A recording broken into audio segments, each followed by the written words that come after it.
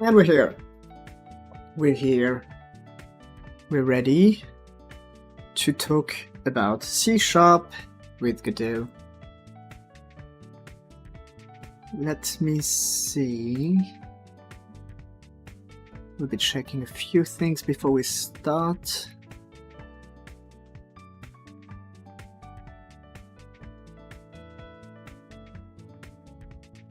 There we are. So let me get here. And yeah, so I actually didn't download the C# Godot editor since the 4.4, so I'm gonna do that, and eventually this could get a few ideas for you guys. Okay, so let's see.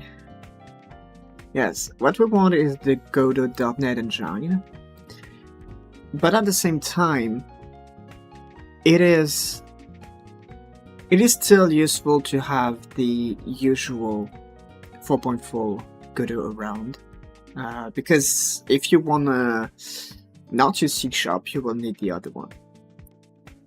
Can we delay C# for 15-20 minutes? Well, I will be doing some maintenance, and I will also be doing probably the very basics.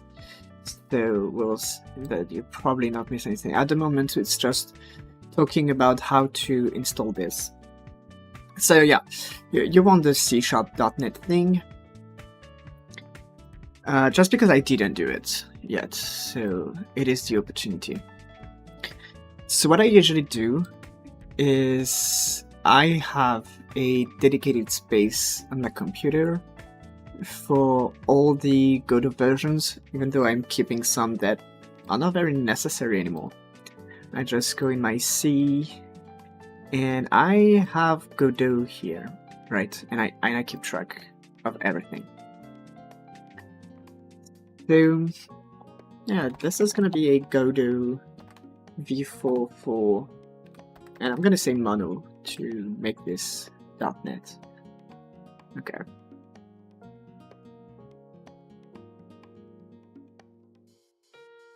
You can do it.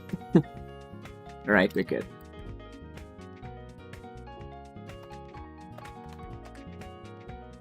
Okay, so with those two things, I mean this folder here, you have two options. It is either use Visual Studio or Visual Studio Code, whatever you want to be using. In my case, I'm using Visual Studio Code, so I do need those files, the launch and task.json. So I'm just gonna create a... yeah. I'm gonna create a new folder, v4.4. So technically, I'm not gonna specify mono here, because technically, yeah, that's only for C#. You're not gonna use that for basic Godot. And also, I will have a Godot v4.4. Oh, it's already here? No, it's already here. Okay, we're good. Never mind. I thought I didn't move it here. Okay. So I'm gonna suggest you to go watch a video. So actually, it's on the Discord. Let's see, tutorials. Yes, set up C#, Godot 4, build, debugging, VS Code, yada yada yada. Okay. So you might know this guy from Satisfactory, and oh, I didn't like it. He's made a very cool video, which is kind of an entire explanation of how this works and why this works. So if you have trouble setting up your C# environment for Godot, I really highly suggest you to go watch this video, which is right here, and it's also on the Discord in the tutorial tab. This is for Visual Studio Code specifically. If you're using Visual Studio, it's slightly simpler. You have you don't have to take care of this launch JSON launching task. So anyway, I will be duplicating those guys, and I'm gonna throw them in v4.4, and as well, I'm gonna create an environment variable. You don't have to do this, the environment variable. I do this to make it simpler, but yeah. So I'm gonna grab the path to this Godot thing by just creating a shortcut. Let me create a shortcut.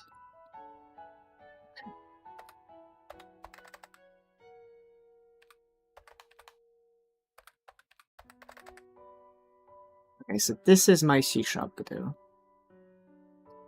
And it's actually quite interesting to make the shortcut because it will allow me to grab...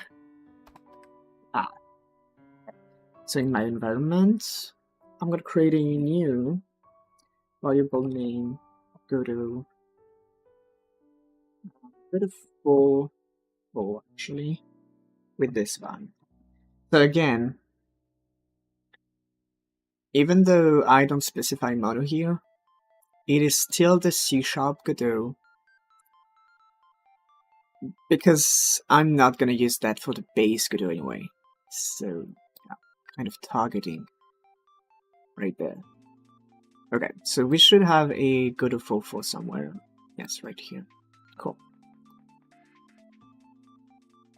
This is important for the launch and task, which are right there. So, do I open this with Visual Studio? Well, I'm gonna open that with Block Node. So, we should have a path to replace. Doesn't look like it. Right here we have Godot 4.4 to replace, that's for sure. If you don't use the... You can technically use a path, right? I just do that because it's simpler. But task doesn't have it. Okay, interesting. Anyway, this is going to be very important because you will bring those to Visual Studio whenever you have a project. I'm actually going to rename this because you can't see that.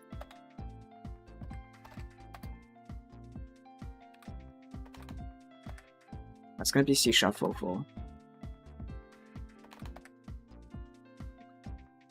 So, yeah, you can check that you have C# here because it is mono official. So we're going to create a new project. New game project. Yes, let's have Godot 4.4. Cool. And C# examples.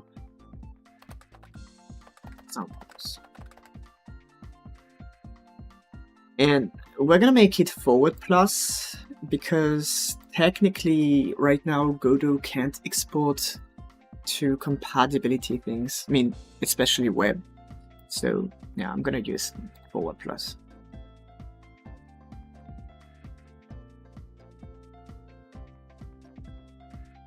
The thing is that your Godot, your base Godot, is gonna be exactly the same.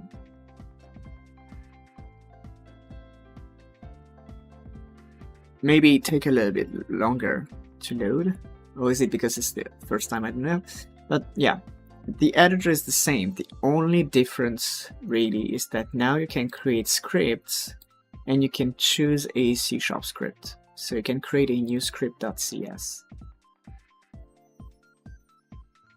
Probably in the editor, what you want to do is have an external editor. Even maybe mono. Let's see. I don't remember exactly, because I did that quite a long time ago. Text editor? No. Interesting. Well. External program. Oh, .NET. My bad. It is .NET.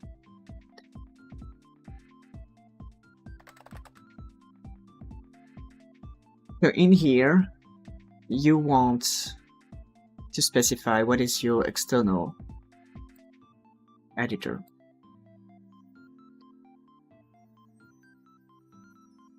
And this will open your external editor, just like this. And this is pretty much how you will be editing your scripts from there. I don't want that. Stop. I don't know. Yeah, sure. So, in VS Code, you will need a few plugins, basically. You will need the, I think it is the C# tools for Godot. Yeah, I mean, I think it's this one specifically. And when you install this, it will install all the plugins that you do need for this workflow. So you just, yeah, you get that, and you're pretty good to go. Eventually you can get the C# dev kit, .NET installers and stuff to get extra things. But yeah, the most important is C# tools for Godot, I think. This specifically allows you to go with Ctrl-Shift-P, I think. Yeah, Ctrl-Shift-P to run this line by looking for assets, for example. C# Godot generate assets for build and debug, which is creating those launch and JSON files, which is what I copied, what I did just a few moments ago. If you want those files, because here they are kind of wrong, you go to this video again. In the description, you have the launch and JSON file, launch and task JSON files. They're right there. They're right here. You can copy those files here from the video. But in our case, we already have them, so I'm just gonna grab, copy, pasting. Let me paste. You sure you want to paste the following 2 items? Yes. That'd be good. So this basically is useful to be able to run the project from VS Code. Because right here, we can make a simple example. We can delete that and create a first scene. Let's create a scene.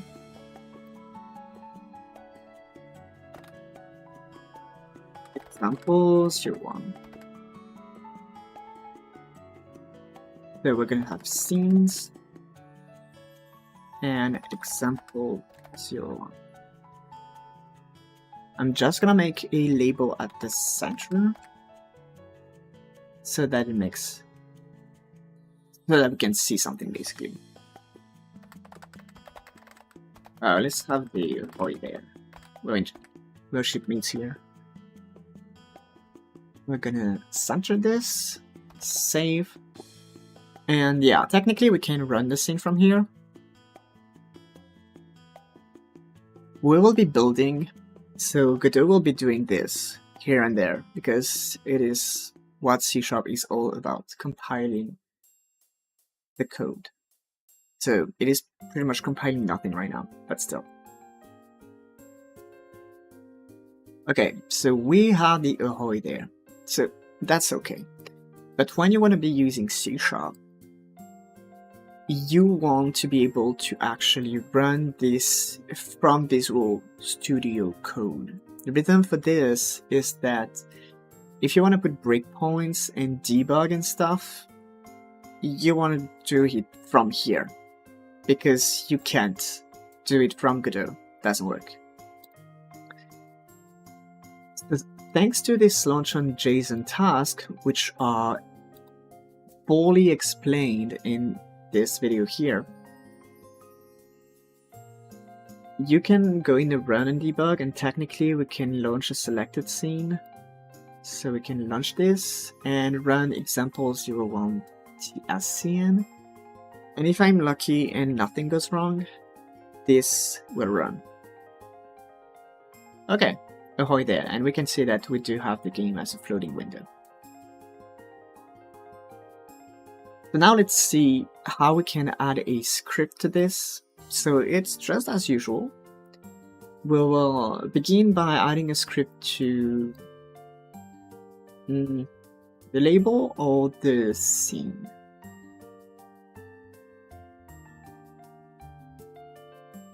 Let's add it to the scene. So we want that to be a C# script. And there is one thing that is very important. The name of the script right here, it has to match the class name of the script in the class, in the C# class. I don't think it's this exactly. If there's an error, it will tell you anyway, but yeah. So here we have defining. Let's actually go through what's happening here. We have two parts at the moment. We have the class in and of itself, and we have the, I'm gonna say the usings, the imports, if you wish. What we're doing with those lines, using Godot, using system, we are basically importing libraries to say this class will be using methods and objects from this library, Godot and system. There's a difference in color. One is gray and one is lighted up. It means that one is used and the other is not used. So we don't use anything from system yet. So we can either get rid of it, or we can use things from systems later. Learning what comes from what library will come with time and experimenting with C#, so let's not bother too much with that. And now let's actually explain what happens with the class. So I'm just going to create a gdscript next to this one so that we can make the comparison. This is going to be a gdscript, and that's going to be example 01.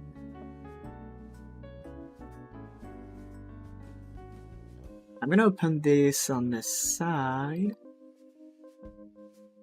Can I make two windows? Oh, I have it. Okay, cool. So here we have the two examples, C# and gdscript.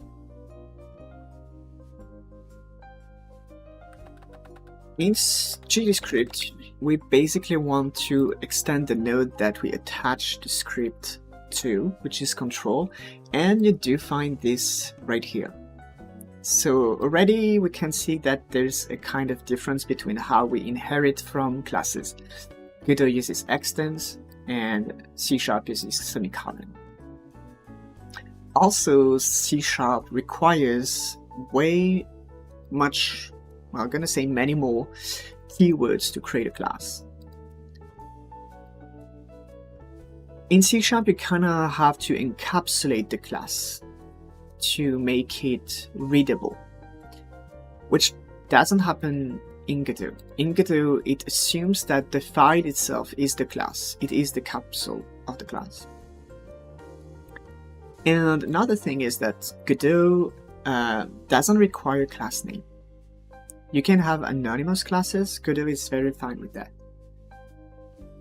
Mostly because it's not compiled.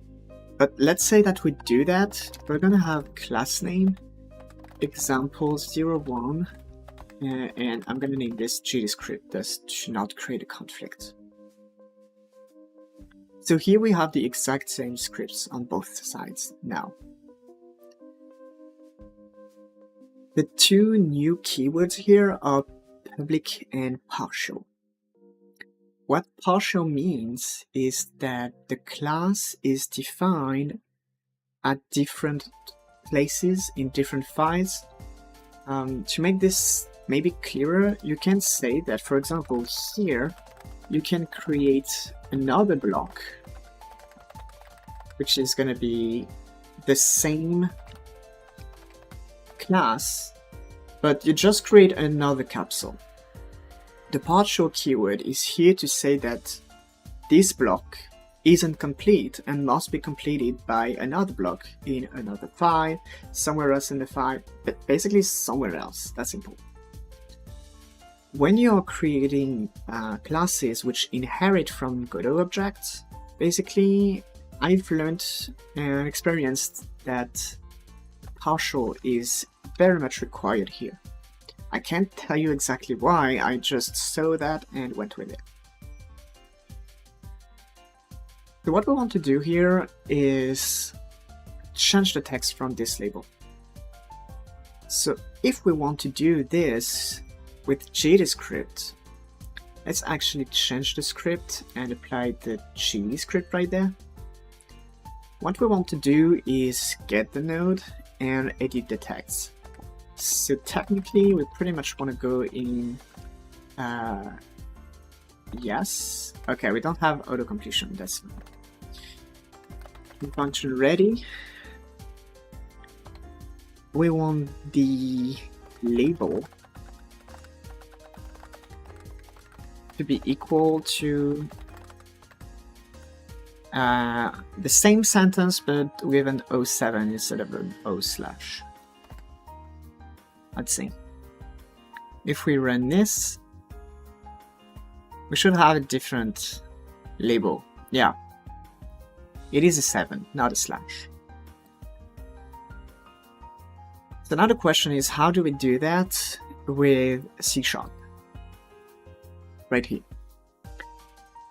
So first we want to define a function. Defining a function, let me remember this, public. So you say if the function is public or private. At the moment, the easiest thing to do is to just put everything to public. Don't bother with private as long as you don't really understand and need it. Then the next thing we want to do is define the return type. So we have a public void. Then there is a third necessary keyword, which is override. Maybe it has to go before void. But anyway, if we start typing ready, yes, it knows this, right? It can find node.ready. So the override keyword is very important because what we're doing here when we create a ready function, we are redefining a function that exists from a higher inherited node, basically. Here, our little control object, and if we go up to the node object, this is where ready is defined. So what we're doing here, we're not defining the function, we are just overriding it to create a new behavior. Godot does this by default. It doesn't really care if it is overriding or not, it's just creating the function. So that's pretty much it. You don't have to specify it in gdscript, but in C# you have. The next thing we want to do is to grab the label. And I will very soon explain why the R is an uppercase here and not a lowercase as in Godot. I will explain this when we reach text. The $, as you may be aware of, the $, is a shortcut to another existing method in Godot, which is the getNode method. So we can translate the previous line to this. Actually, let's create a new line for this.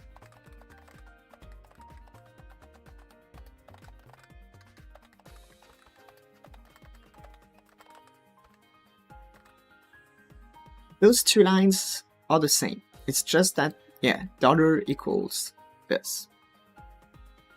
It is important because C# doesn't have dollar, so we must use the getNode method, which means that we will be using getNode and we will be looking for a label.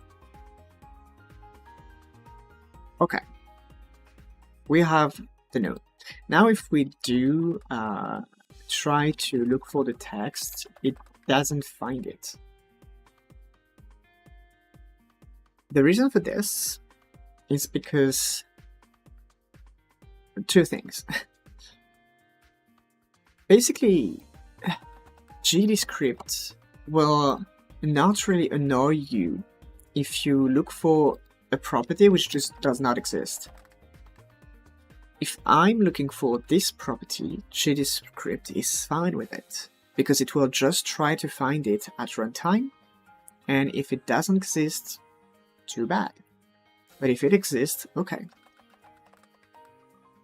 The second reason why it actually finds the text property is because there's a kind of, well, you can say there's a program in Godot which runs through your scene, look for what is the node which corresponds to the path label, and it will get the type of this node so it can give you the matching properties. However, C# is a completely different language which is not intricately tied to the engine itself. So you have to specify what you're dealing with. Playback elf. This is where you have to type your object here. And you can type variant by using those triangles. Wait a second.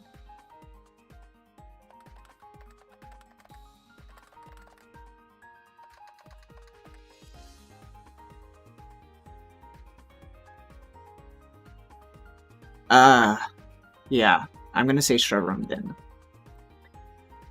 We use that to type, and here we can say that we're typing a label. And we can access the text from it. And this is where we have to explain the uppercase thing in C#. All the Godot properties and methods, they have an uppercase instead of a lowercase, mostly because of how C# uses to name things, and because it's using an API and stuff, so it's just something you have to learn at some point. Uppercase. This aside, the rest is the same, right? Except that C# requires to end the line with the semicolon comma. Semicolon comma. How do you name that actually?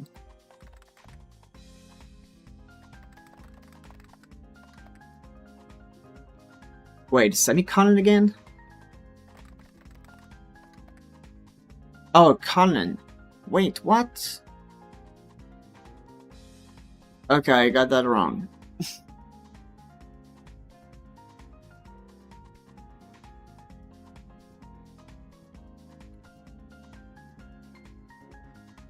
So this is the var name. I'm kind of confused by the question is here. The chevron here is the type of what you're going to return. It's the type of the objects of the node. It is important to type what you get from it. So we can technically try to apply the C# script now. We can build with using this hammer. And the thing is that if we do have errors in the code, it will tell us at this spot when we run the hammer. But we can start here. And yeah. Oh, it's not what I want it to be. Interesting. Why is that not triggering? Oh, I actually didn't say that That's unfortunate. Label, in parentheses, this is the var name, right? It is the name, I mean, it's the property which corresponds to the path getting to the node. Right? You could even say that label can be unique here, and you can say that you're fetching a unique label. This is the path. Now, the full reason why we want to go through making launch task JSON and yada yada yada is that if we run the code from here, that we do choose the scene. Did I actually click it? Yes. We will have the debugger, which will stop here, as I actually wanted, and we can move.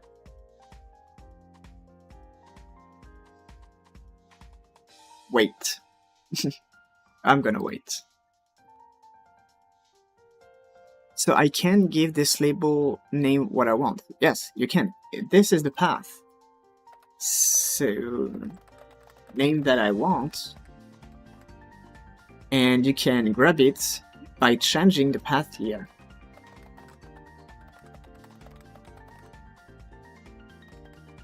There we go. Only in editor? No, in the code as well.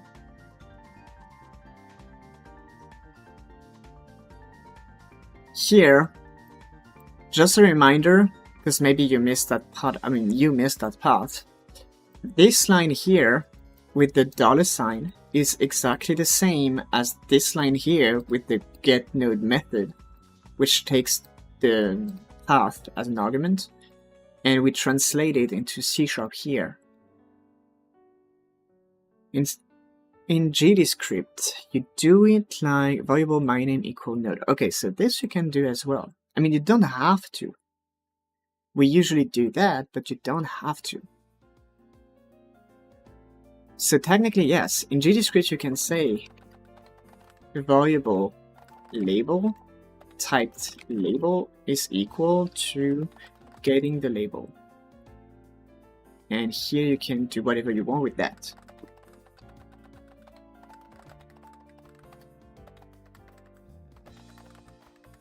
That's another way to go with gdscript. So here we have three different ways to do the same thing. In C# it's quite the same thing. Let's create a public label variable, and we can get it.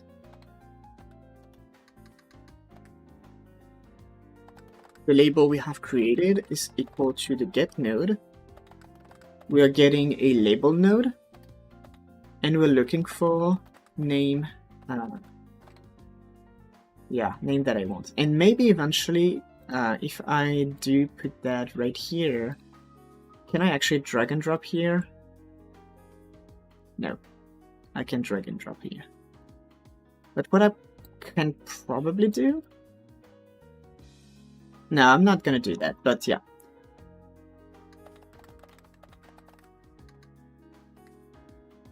You can get the node here, and then you probably can edit it.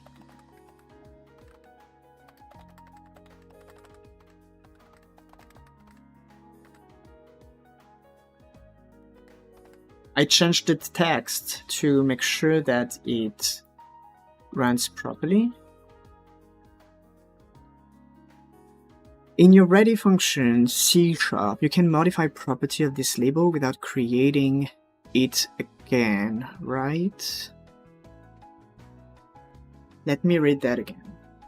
You can modify property of this label without creating it again. Creating what?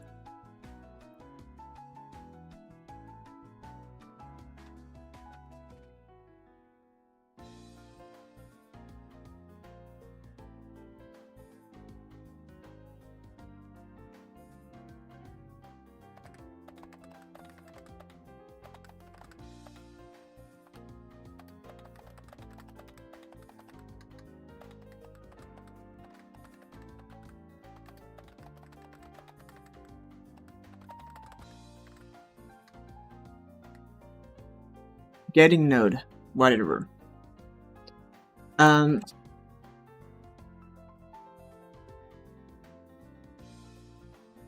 Essentially, in C#, you will always have to do that in ready.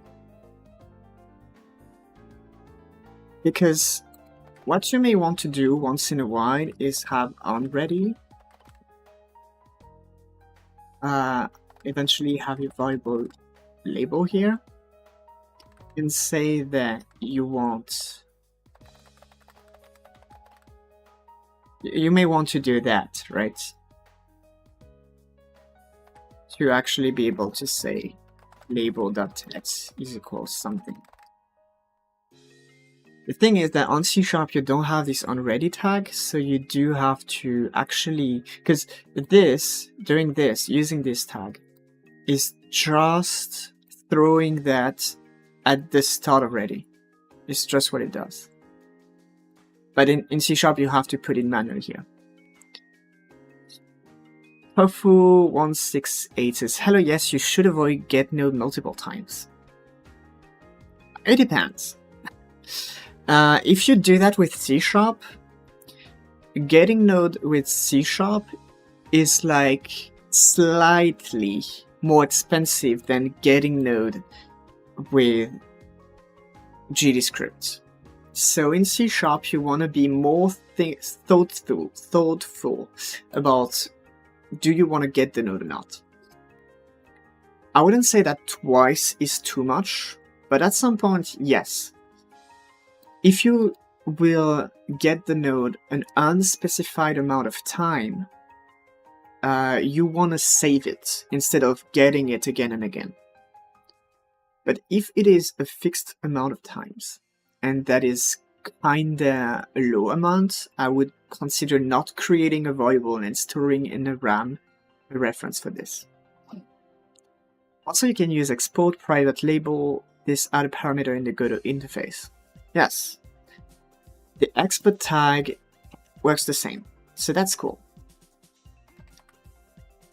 This export variable, I'm gonna make other label. We can do that again. We can do that in C# as well. So here we can have export public label. And that's pretty much it. Which when we build a project, we have access to it right there. And we can assign it this way. That's a way to assign properties. That's correct. Exporting node in the interface is good. No. So yeah, actually, do we run through the list of questions you had the other time? Or do you have specific new questions now? Let me actually show that I'm live, because I do see that I have a lot of people messaging me right now. Yep.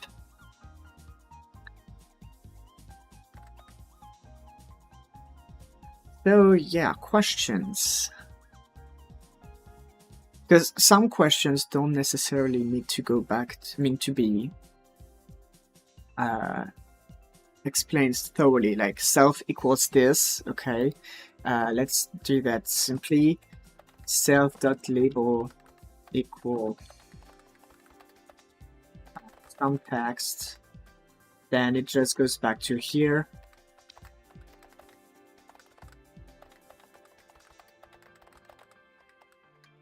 Here we have some text.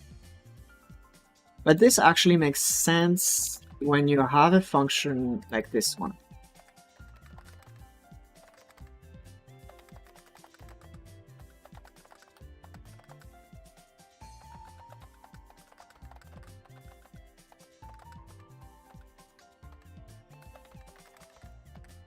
It's kinda, what am I doing?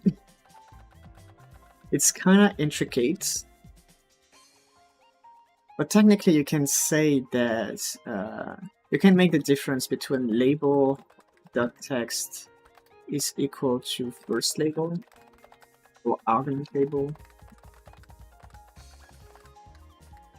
and this label.text is equal to the property or class property variant property, variant type. Override thing in function is needed only for non-custom functions.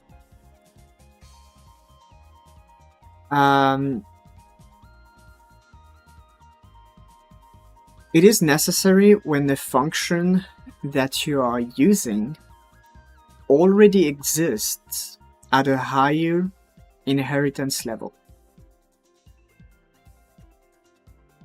So here ready is actually declared in the node object. And because we are inheriting from the node object and that ready already exists there, we have to say that we are overriding. But anyway, if you don't, C# will throw an error probably. Because you can, not for Godot's function only. Let me show you a simple example. I'm going to create a simple script here, which is like abstract in C#. Let's create abstract C#. I probably can't do that because abstract is taken. So I'm just going to rename that abstract state. Yeah, let's edit this.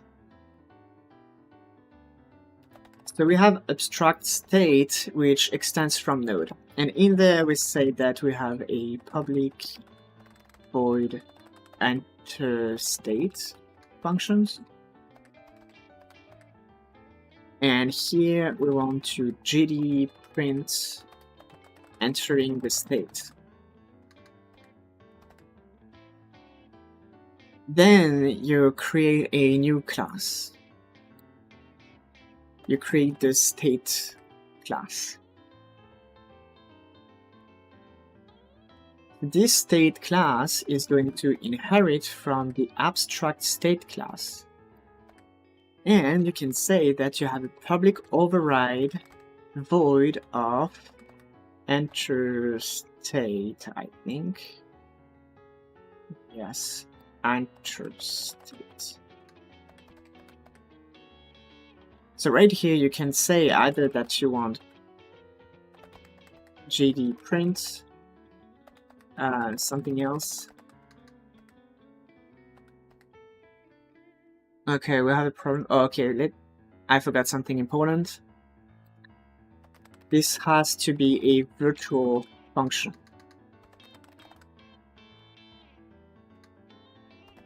This has to be a virtual function, and now I think actually that, yes, it is recognized. Okay, so right now VS Code is derping. We have that. So here we are overriding a virtual function which we have created, and virtual is another important keyword that I will explain soon. Here we can have, is that super? I don't know how you say super. Probably a base thing. But yeah, anyway.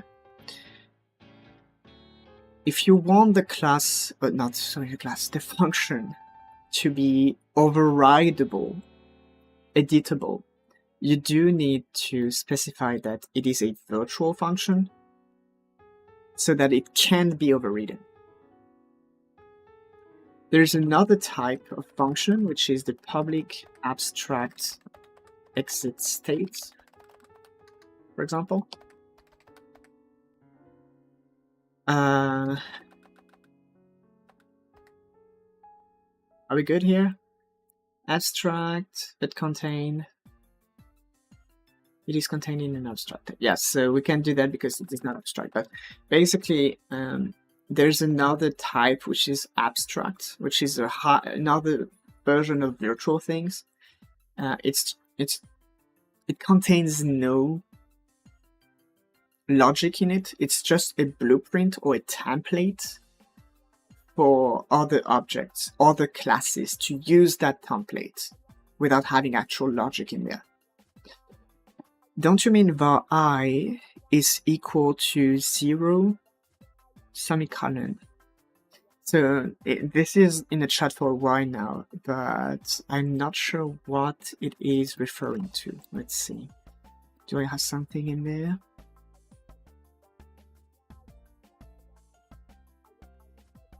No, it doesn't seem to be in the chat either. Okay.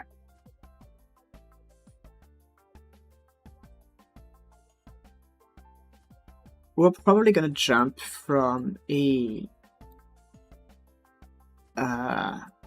I'm gonna say base. Here we are explaining the basics, but the purpose of this stream is mainly to answer questions.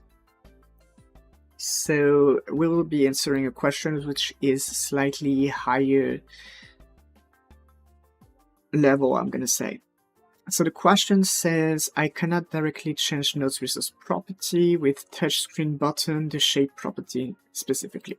So we're gonna see if we can grab that. We're gonna create a new scene. What is touchscreen button? Okay, so we're gonna create a node 2D scene.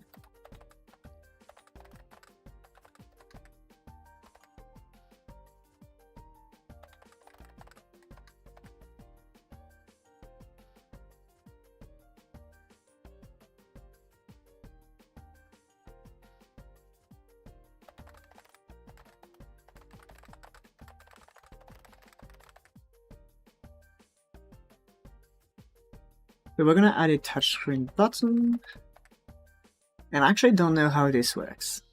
So that's okay. We have a shape, so we're gonna use the shape, and let's create a circle, and the circle has a radius. Okay. So the question here is, how do you actually access the touchscreen button and edit the radius? That's what I understand from the question. So we'll be doing that. Creating a new script, and there we go. Yep, question confirmed. So first, I'm gonna start with actually getting the node. So I'm gonna ask something more. Is it something that you change only once when you initialize or /resize, or is it something that will change often? But I think it is something that you do initialize. So I'm not gonna save the reference of the touchscreen button. I'm gonna override ready. It only uses on ready, right? I don't know if this is the super. I actually want to check that.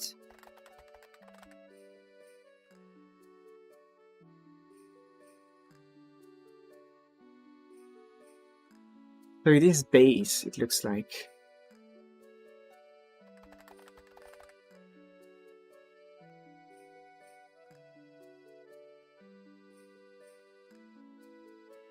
Wow. So anyway. This is probably the super line. First, we will get the node. So we're gonna grab the touchscreen button with the path. Okay.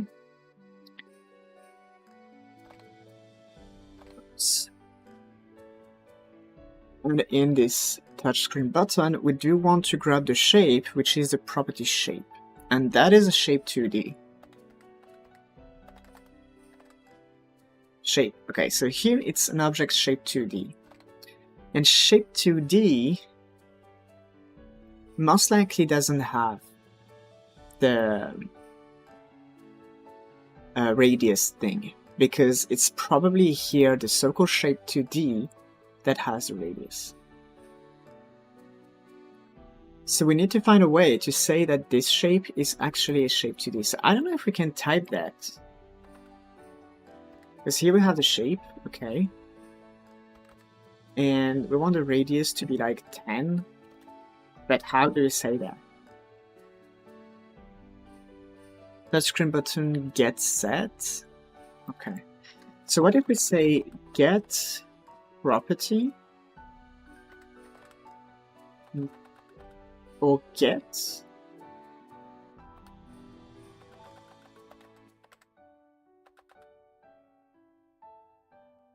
my thought here is that there's probably a way to access a property and type it. Wait a second. I'm gonna try something else. I'm gonna create a circle shape 2D. Here's the shape. And that's gonna be get node, touch screen button.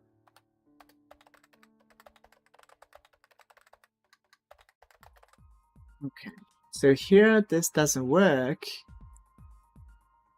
because we are getting a shape 2D. But they're talking about, are you missing a cast? Okay, interesting. What if I say here, circle shape 2D? Okay, so that's probably the answer.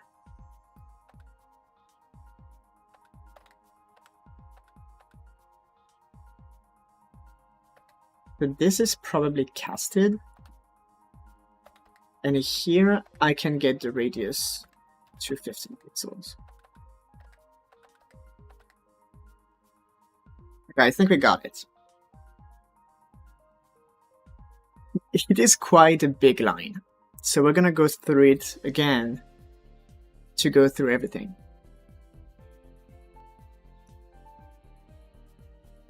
So casting is, I don't know how familiar you are with casting in general, so I'm just gonna go back to the basics of casting. Casting is transforming a type into a different type. For example, when you have a float that you want to transform into an integer, you're casting your float into an integer. Or when your integer or float, you want to transform it into a string of text, of characters, sorry, you cast it again to change it to this. So this is exactly what we're doing here.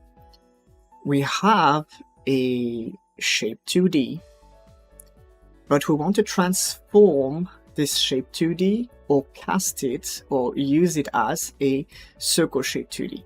So the way we cast in C# is by having parentheses before your thing, and let's say that you have 15,0. Here we are casting everything after the cast basically. So let's see, if we do a integer number and we say we cast this int 15.0, we are technically casting this double into an integer, and we do get the integer back.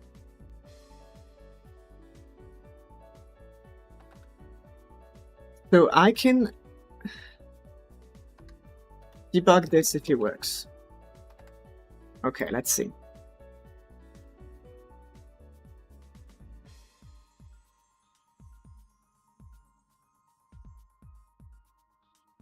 Let's make the collision shape visible. And let's try even something better. What if we await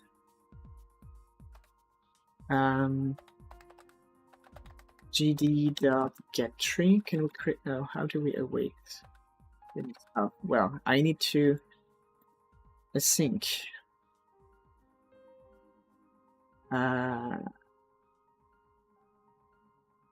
No, I'm not going to do that. That's going to be too complicated. We're going to create two.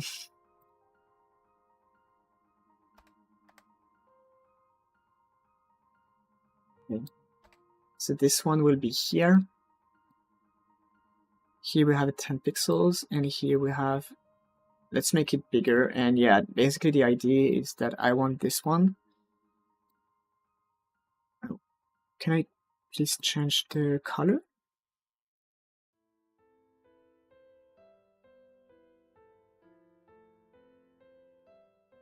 I can't change the color. Yeah, async. So I didn't go very far in sync in general, but it is necessary for asynchronous tasks, like waiting.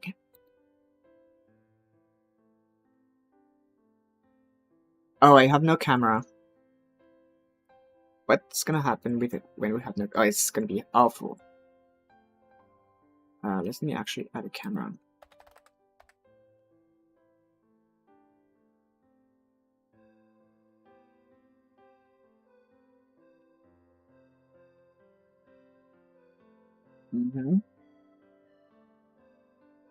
Why is that on the corner though? But if there's one which goes on top of the other, it's probably big enough. You managed to make an async function with the wait timer? Yeah, so basically async goes for asynchronous, and that's necessary to make waitings and stuff.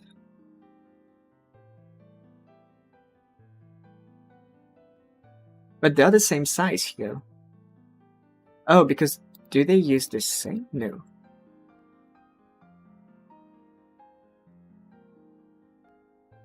Can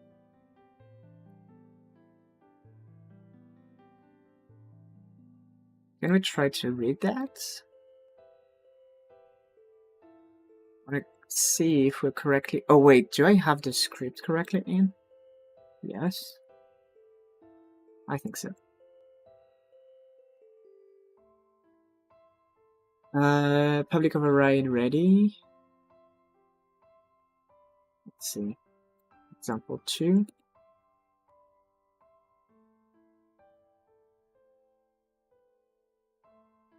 So we go through it, but the question is, does it actually correctly...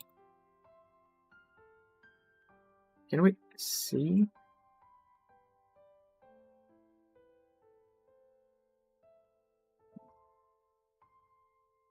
That it is so interesting. I just want to resume.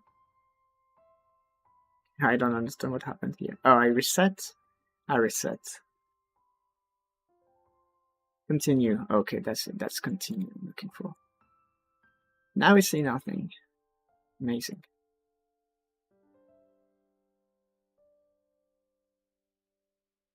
Thing is that I probably want to make this a wait. Want to know how does Copilot do this shape thing? Sure.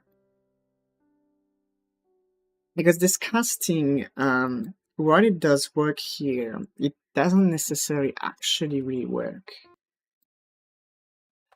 YouTube.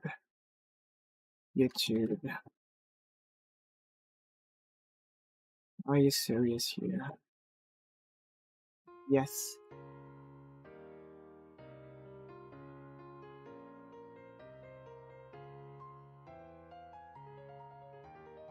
Oh, whoa. So let me copy paste this. Okay, so we have one problem here. The problem here is that you create a new object. But what if you just want to edit the existing one? This doesn't work. So I'm gonna go with, let's see if we actually have a get property.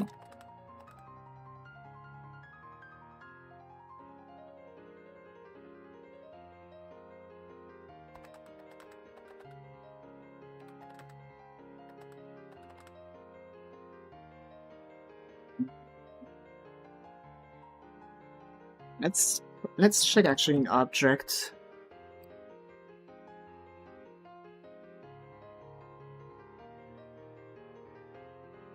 Get meta get variant get property string name. That's the thing, right?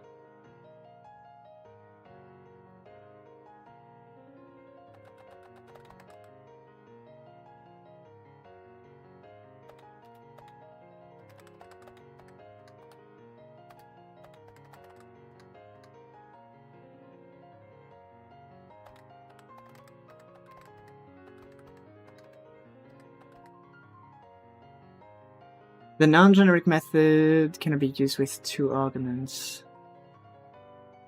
What if I get... Because if we get shape here, we can get shape. The left-hand side must be variable. Returns a variant value.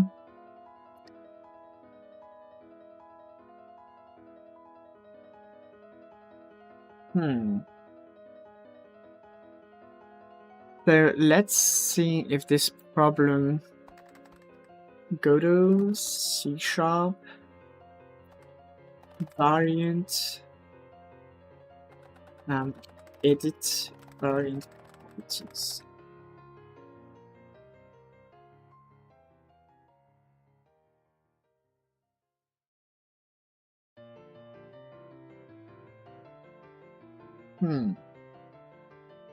Because this action that we're trying to do right here, this shouldn't be like super complicated, right? I mean, it has to be done somewhere, somehow.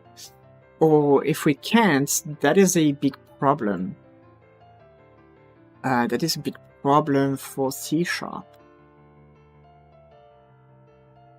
And yeah, because the thing is that there is an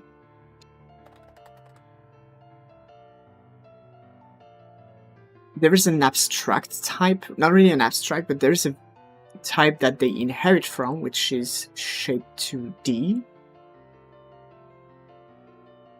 And we just need to find a way to specify which which inherited class type does that.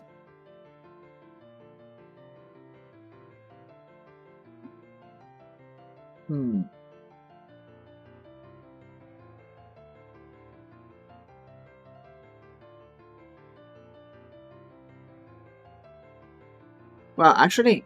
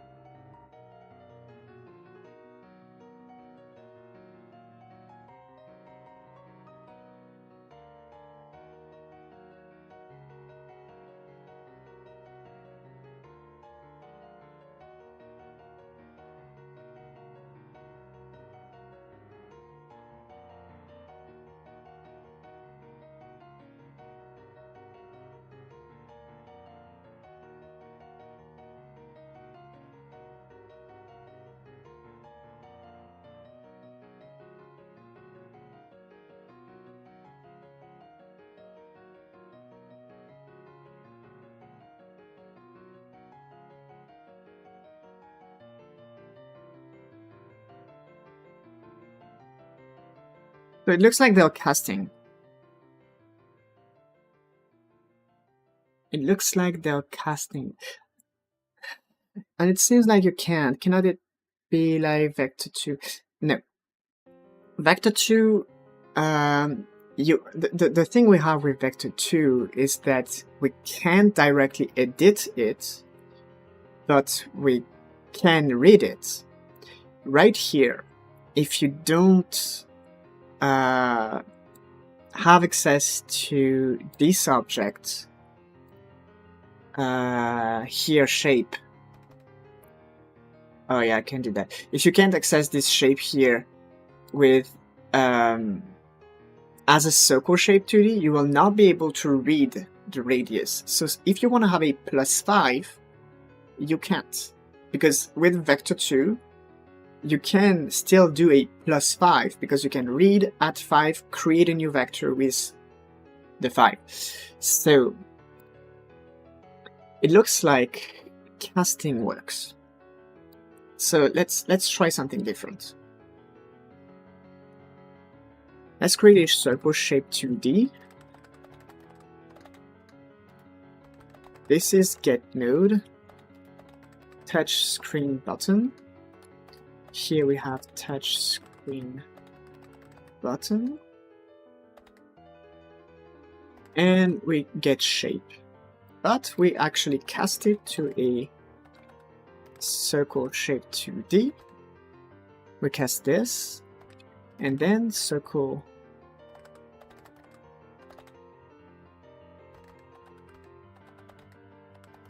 We change the radius to 25. Why is that a problem?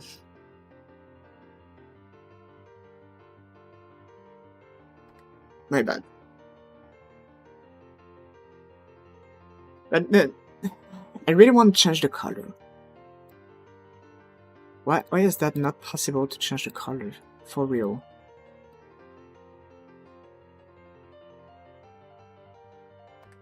Let's try to make this to a weight. Yes, async task. Yeah, it doesn't work in ready. Okay, never mind. Let's create a new function. Public void edit circle shape.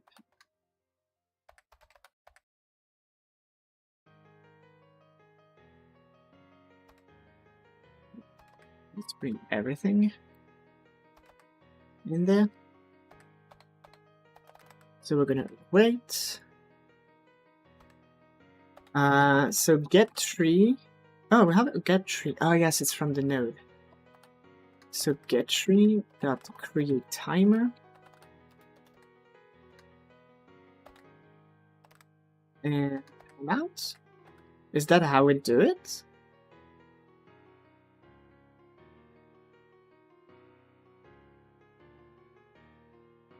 I don't know exactly how to do that. So Godot C# await create.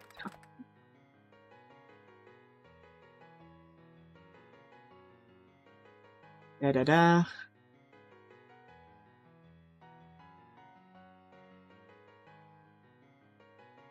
Yes, thank you. Let's see. Wait. And okay. So what if we say is false important? Doesn't look like it. Okay, so here we're gonna go with 25, and we're gonna go with circle shape 2D. Radius plus equal 5, and we're gonna repeat that.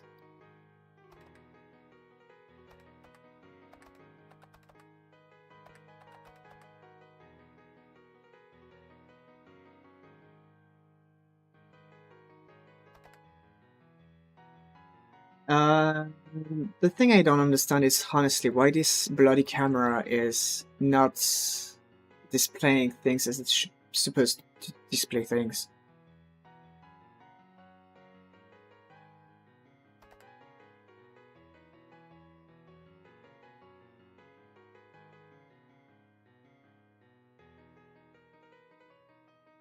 And it doesn't seem to update the size anyway.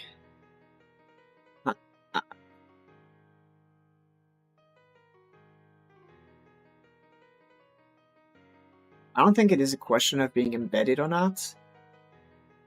It just doesn't make sense. But yeah, it doesn't change, so that's a problem. Oh.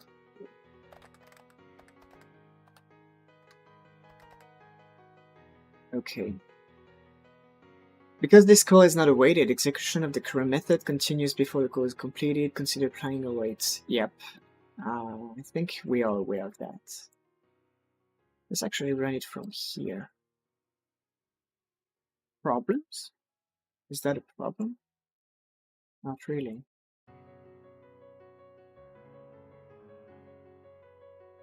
And now we don't see it. We don't see the shapes. It's kind of weird. Do we see the shapes from here? So they do share, which is weird, but fine. Oh, is it because I duplicated it? I think I duplicated it and forgot about it. But why? Why the hell? Yeah, I mean, just move shapes, but this is supposed to be... This is the middle of the camera.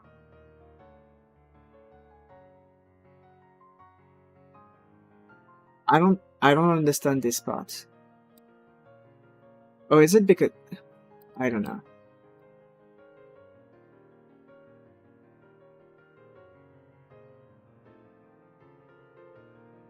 Let's bring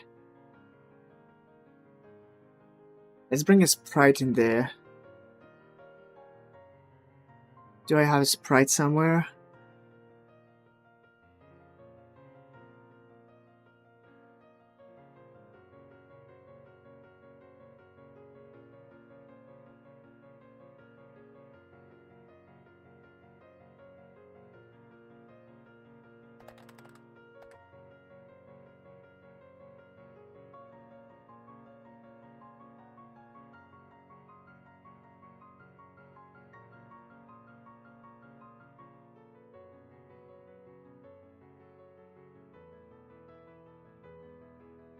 No, for real. What's wrong with those touchscreen buttons?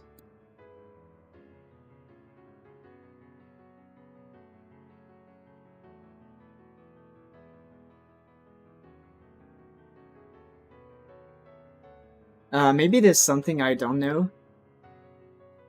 Allow you to create on-screen buttons for touch devices. It's intended from gameplay use such as you need. Unlike buttons, supports multi-touch. Unlike with controllers, you cannot set anchors on it. If you want to create menus or use interfaces, you may want to use buttons instead.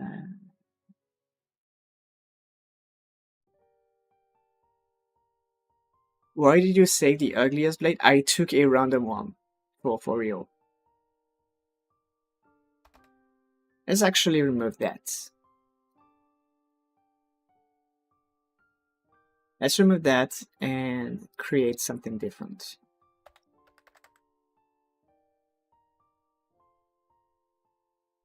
Static body 2D.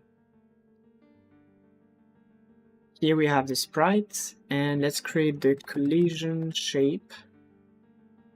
And here we make a circle. Now we can change the color. It's gonna be super pink. Anyway.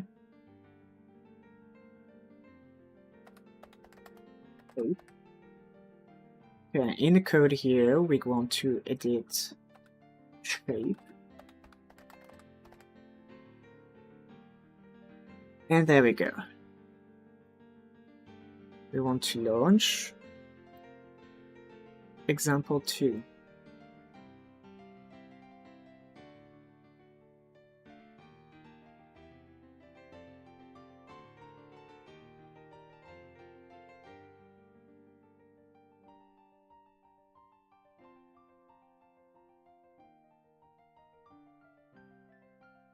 Is it falling? No, it's not possible.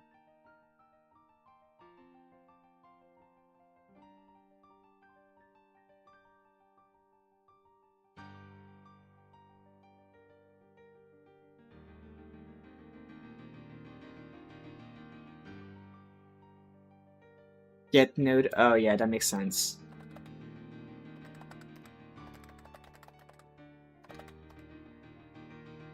I had the wrong type here.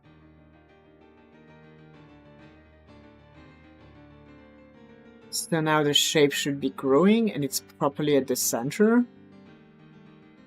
Shape is not growing. What is wrong? Collision shape 2D. Huh? Oh, maybe it's not shape. Yes, it is. Shape. circle shape. I didn't save. This is something that happens with C# a lot. Not saving in VS Code because it doesn't care about it not being saved when you start it from Godot. Now, the thing I don't understand is why launching it here doesn't show the... Oh, maybe because it doesn't show debug. Like, the debug option here doesn't apply to here. So that could be a... Customize runs instances. Yes, I think we'll have to start this in... I mean, we have to change those files to kind of add a tag that says show the debug shapes, the collision shapes. Godot C# launch argument.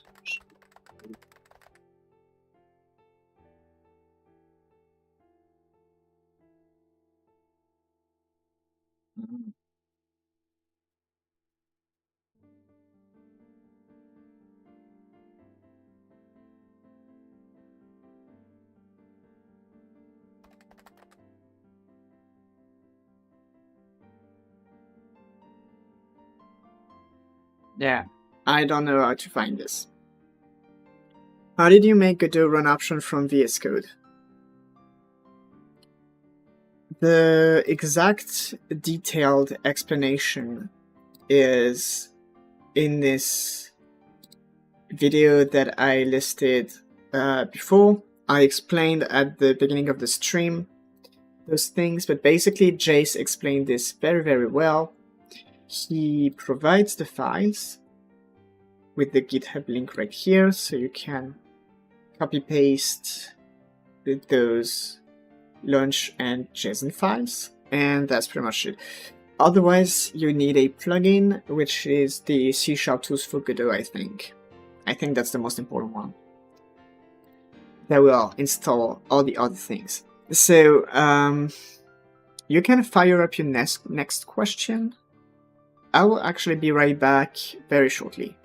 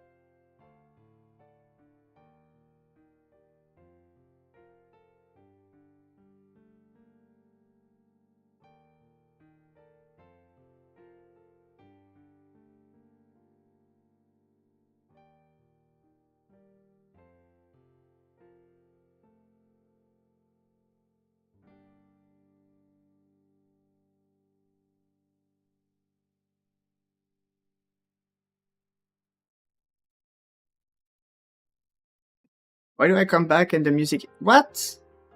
Okay, never mind. No, that was like really a pause in the video. So, yeah, you got this. How to make twins. You did read the chat. Very well played.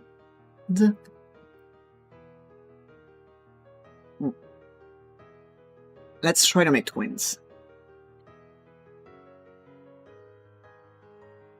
Let's create a third example.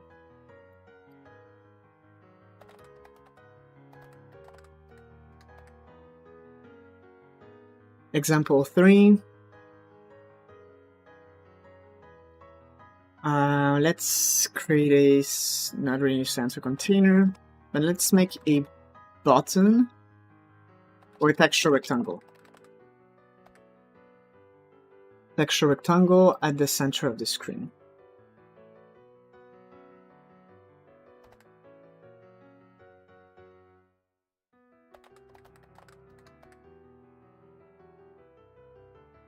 MS build. Can I ignore this?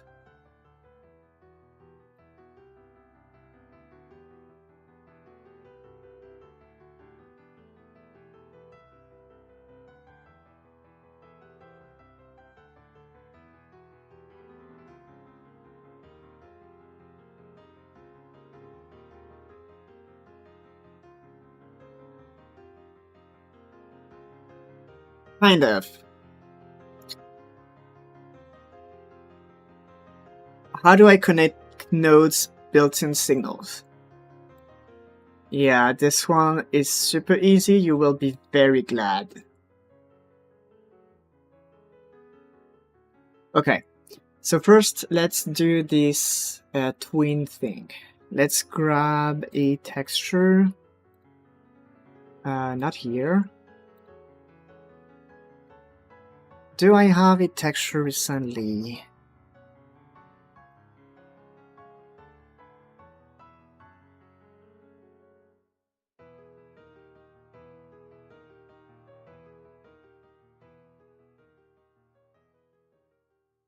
Okay, we have the dots. Okay. This is kind of big.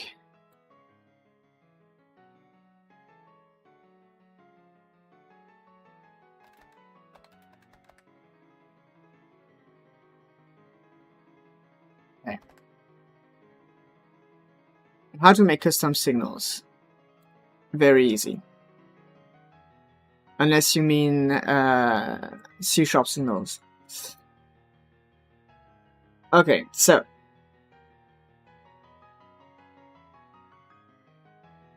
let's create a script in there.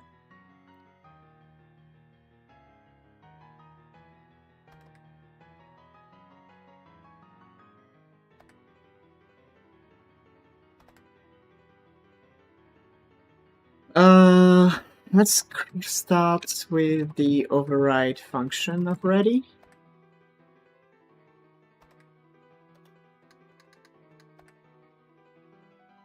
And let's get a texture rectangle first.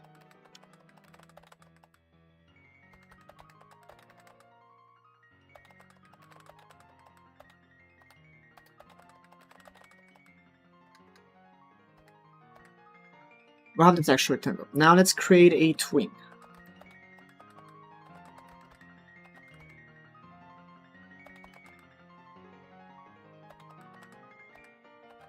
Actually, we probably can co-create twin right here.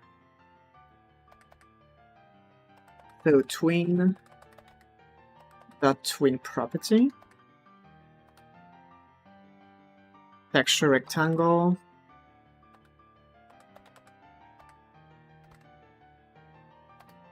What if we say that we want to change the scale?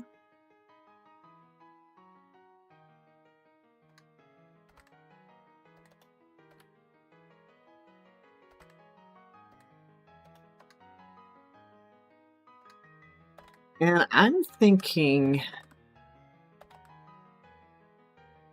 is there a way to make a twin kind of vibrate?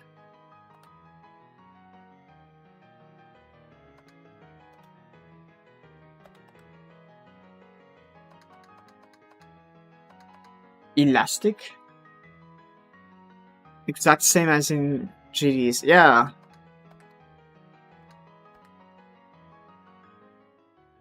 I'm just gonna copy this. I'm gonna go with... This is how you make, like, I don't know. Like, it's kind of similar for sure. Let's skip it. I'm gonna see. I want to see it work.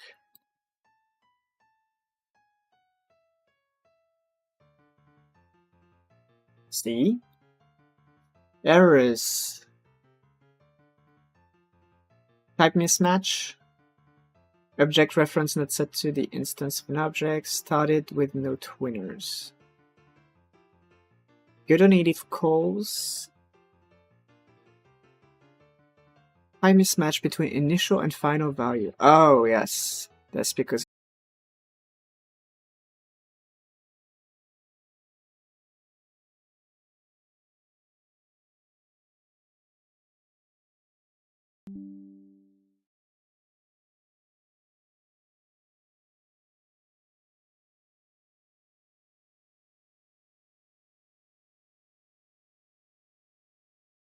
default. Yes, hello. NVIDIA's not here yet. We're gonna wait for NVIDIA broadcast to log in.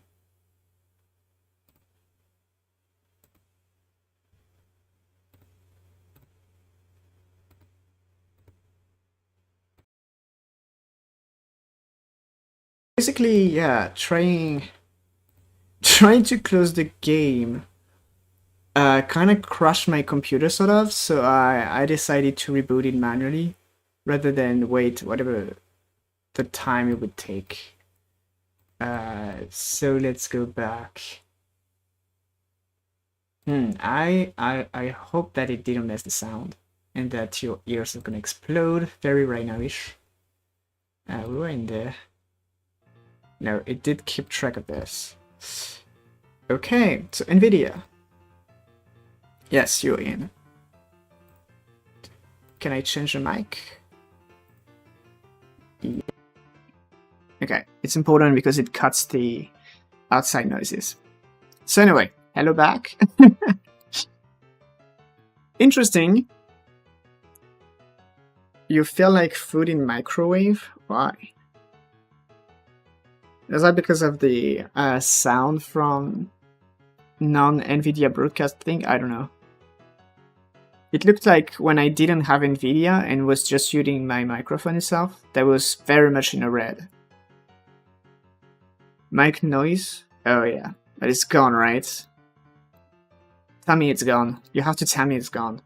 I won't accept it otherwise. So we're gonna go back to this, and we're gonna change this scaling problem. So we're gonna create a new vector2, and we're gonna copy this guy right here. Oh, what now?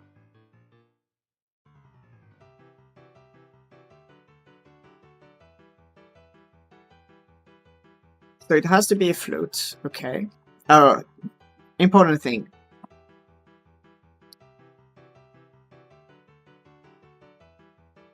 By default in C#, when you have something that's something, it is a double, and I forgot to turn it. Okay, interesting. No, not that. Show NVIDIA broadcast. Okay, I'm gonna do that side. Video. Oh, don't tell me the camera's broken again. Welp. Oh, there it is. Phew. So we good? We're not good. Display capture properties. Nope, not this one. Video capture. Oh, there it is. Okay. So yeah. If you want to specify that you want it as a float and not a double, you have to put an F. And I think if you want to use a double, you have a D.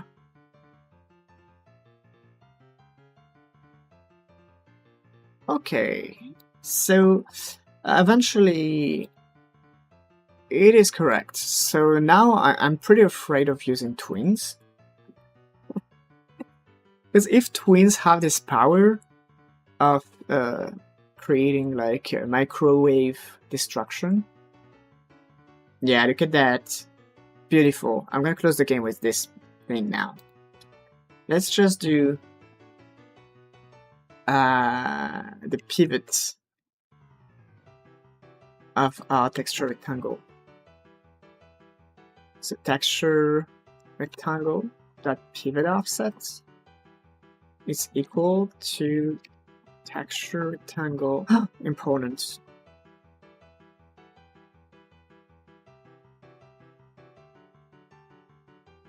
My brain was failing. We want the size divided by 2.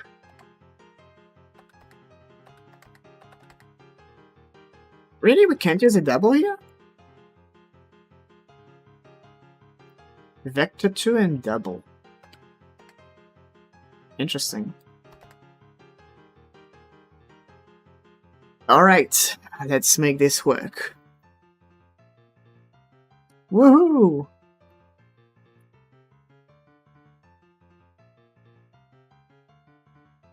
I'm gonna try something different.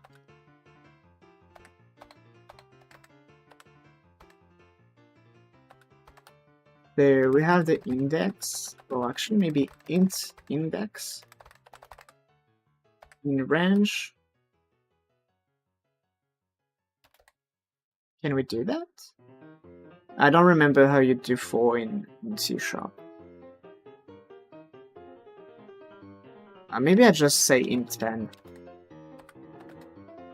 No, probably not. Cha-cha-cha.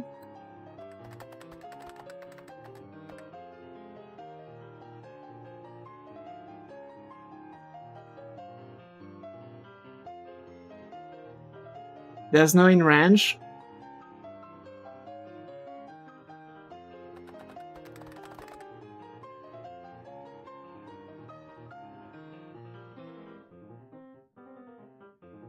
Oh, really?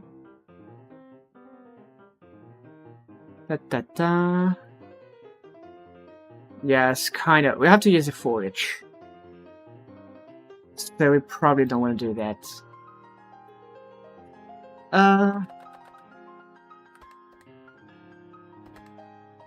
So we're gonna increase index. It doesn't work.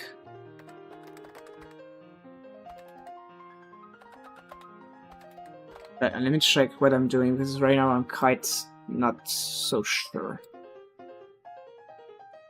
Int 0, I inferior to 5. So I was almost correct.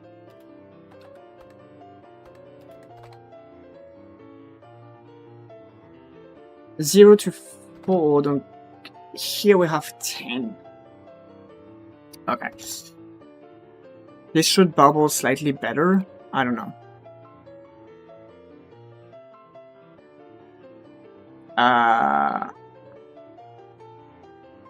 What? I would have expected more. Oh yeah, of course. Not super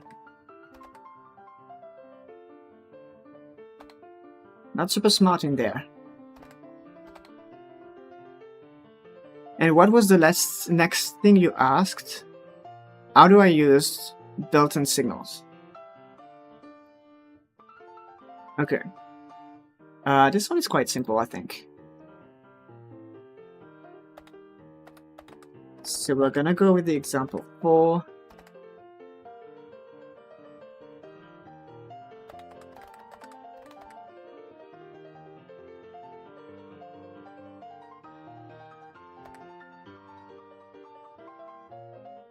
Okay, correct. Let's make a bottom.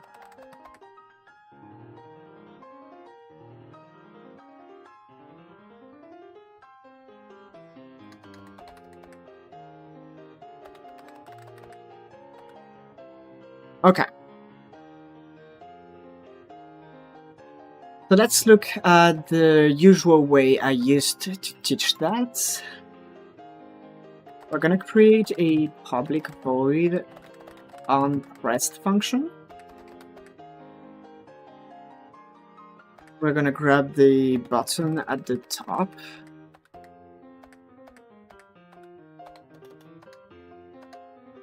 It's actually...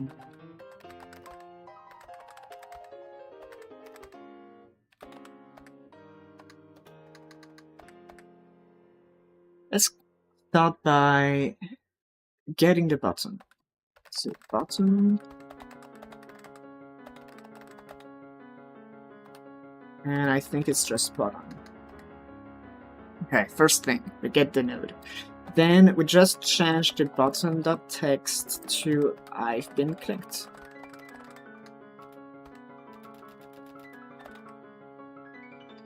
What is a button?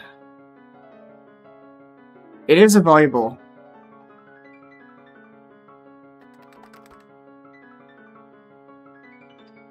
Yeah. So just to explain again what I said on the text the other day, in C# and C++ and C, untyped variable don't exist.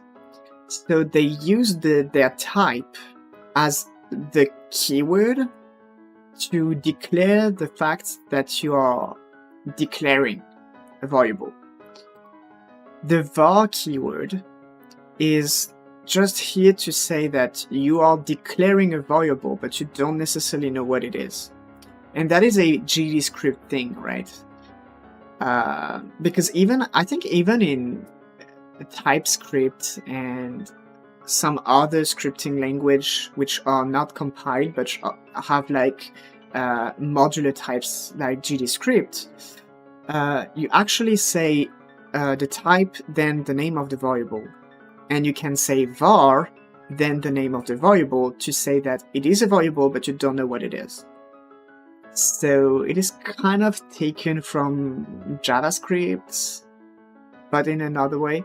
And then, yes, if you don't specify, it's gonna be public. Right there, it's public.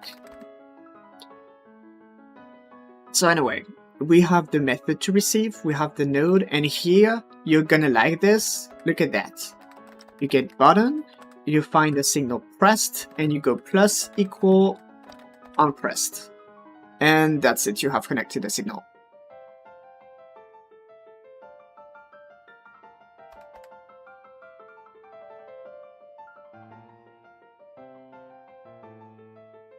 Just running the scene to check that my thing works. There we go, I've been clicked.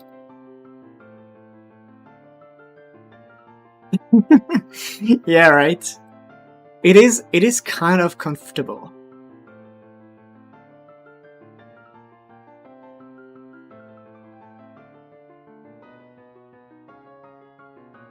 But I think technically we can say... Oh no, we cannot. Never mind.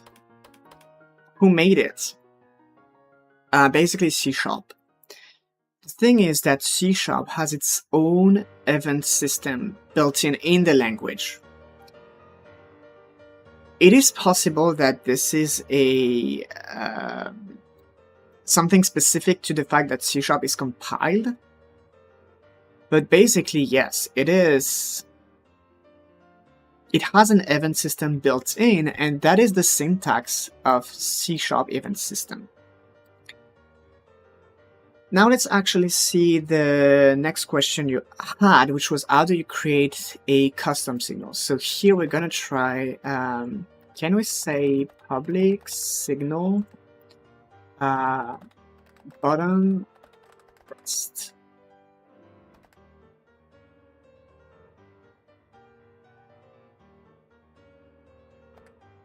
Let's create something different. Public void on button pressed.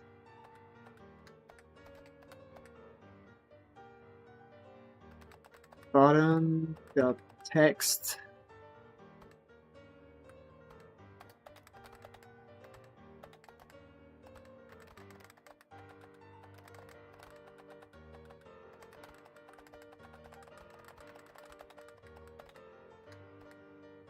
So here we're gonna copy button. No, not really, not button actually, but button pressed plus equal on button pressed. Oh, this doesn't work. Doesn't apply to apparent signal and method groups. Interesting. Interesting.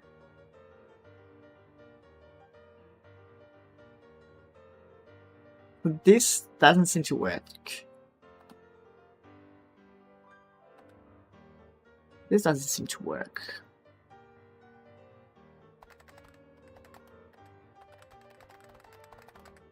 Because honestly, this might...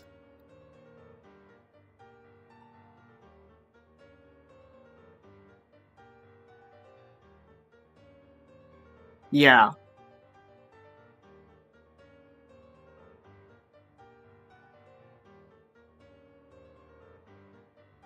That's the thing. Oh, you have to use a tag signal. Okay. Did you just transform it from unpressed to unpressed? Wait, did you just transfer it from...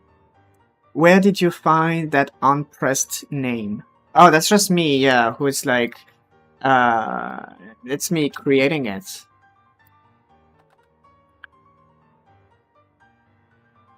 You could say... you could say bamboozle, that would work the exact same.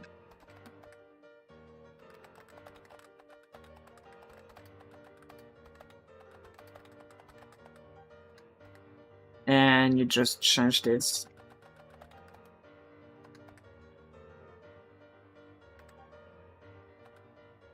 Alright, let's put 2Z. Eventually this time. Oh, this built in here? That's the button, so that's just since you have pressed here, you just add an uppercase to it. So it becomes pressed. The same way that you have button dot button up, which was the signal right here.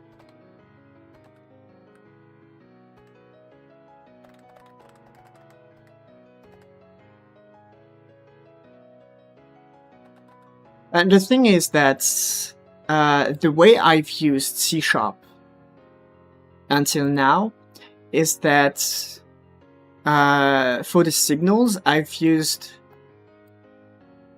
Oh, interesting. I've used the... Oh, it's button up.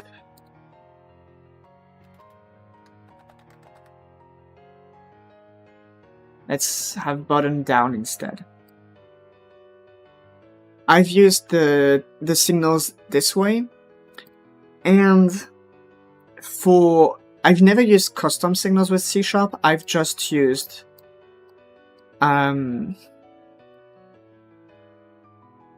C# events.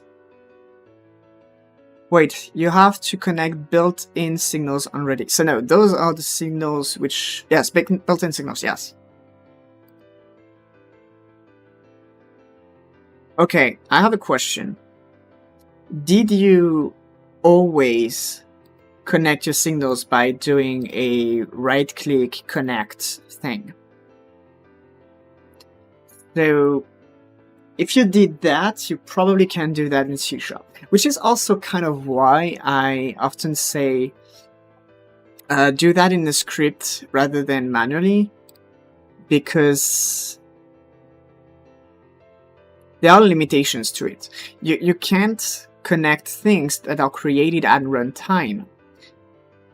So eventually, connecting signals like this from ready is something you will have to do even with gdscript anyway. So in my opinion, it's very worth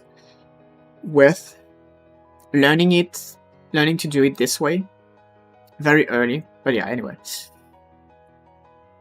You have no idea what are events. Basically, think about events as signals for C#, because C# as a language has signals built in. So this is how we will create things. So C This is where I use this partial keyword. I tend to like creating blocks for my class. So here we have the partial class example 4. And in there, I will put all my signal logic, in a sense. So I don't know fully how to type this, but yeah, I guess we can just use that. Let's actually go with C# events.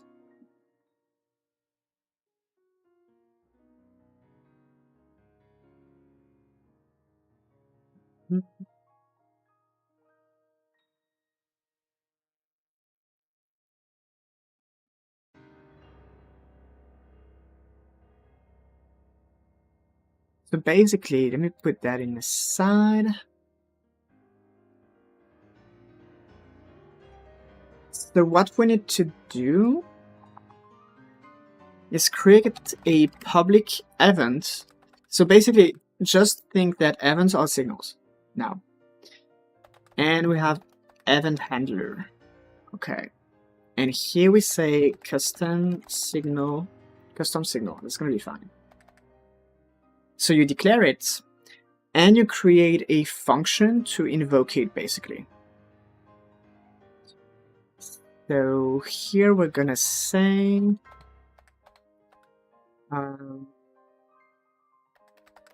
public event.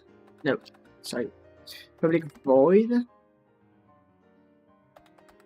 emit custom signal. So here I'm creating a function that will be responsible to emit the signal. Because somehow, from what I've read and experienced, in C# it is important that the class which emits the event is the same that owns the event. The actual line is, let me see. Wait a second. It's kind of weird, but looks like it's. So looks like this doesn't work. There's no argument given. It requires a sender. Okay. And no.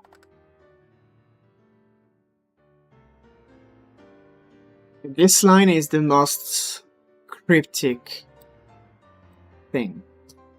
Yes, okay, so you can make 2 classes in one file. Yeah, I actually explained that when you were gone. So the partial keyword is something that says that the class you define in the block, which is bracket, is an incomplete class.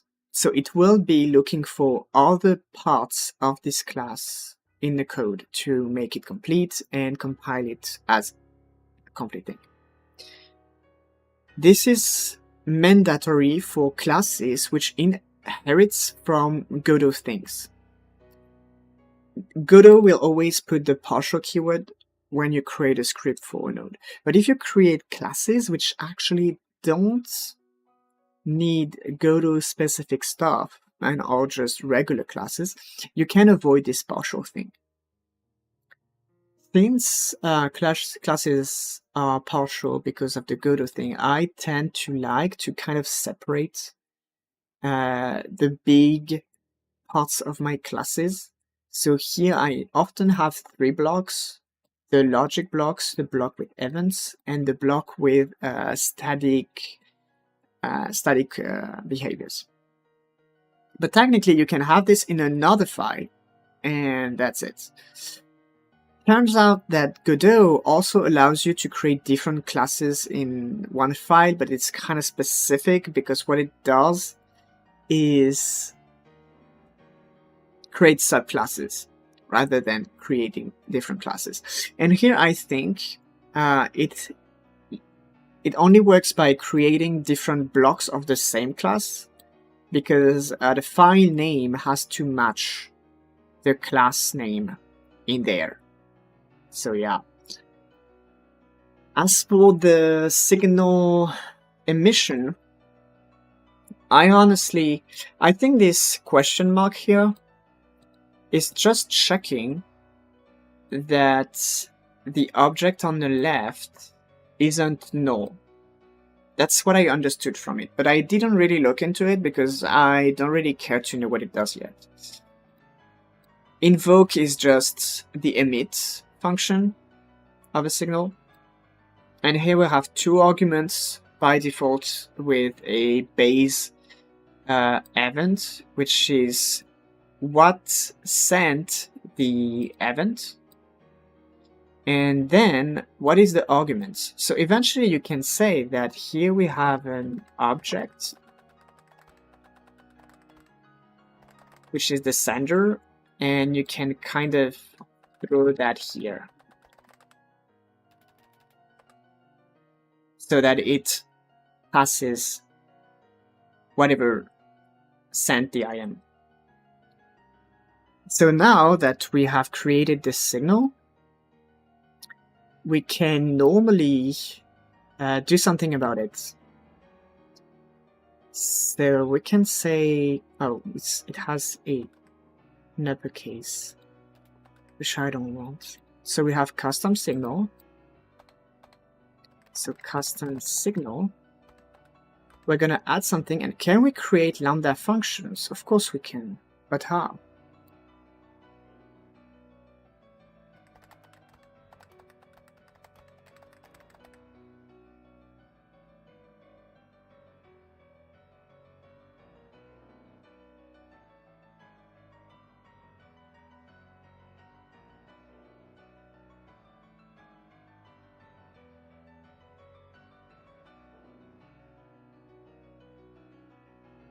Mm-hmm.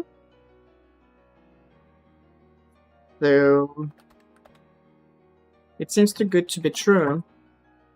Yeah, that's not it. Lambda functions.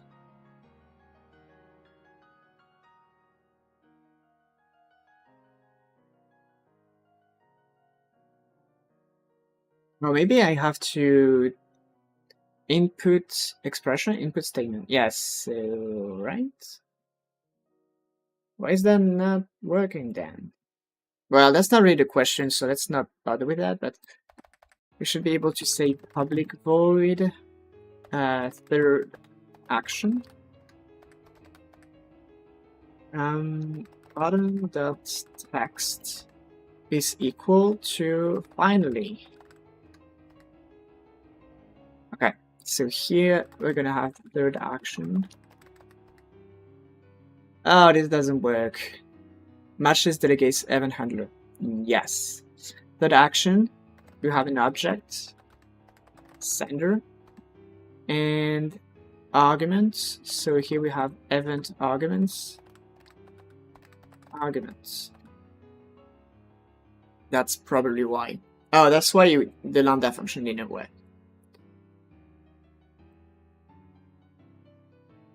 We can even say this probably. But yeah. Right here, for example, when we have the bamboozle method turned on, we can look for emit custom signal.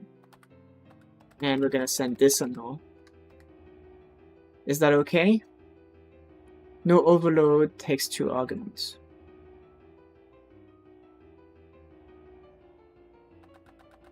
Yeah, we're gonna send this, but technically, yes, you can send the event arguments here.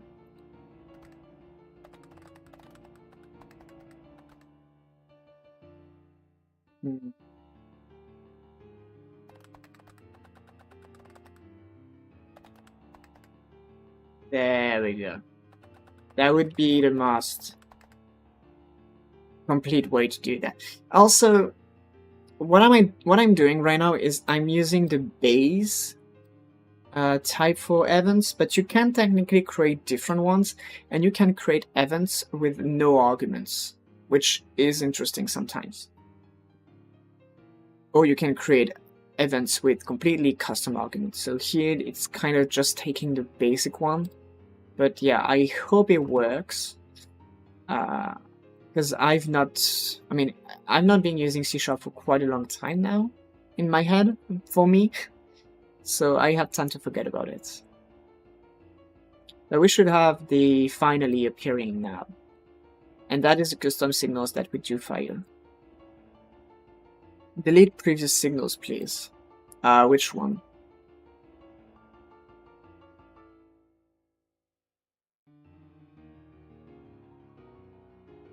Because right here we basically have pew pew and I've been clicked, which goes one after the other. And by firing this one, well, if we do that, we technically can't really trigger the other one.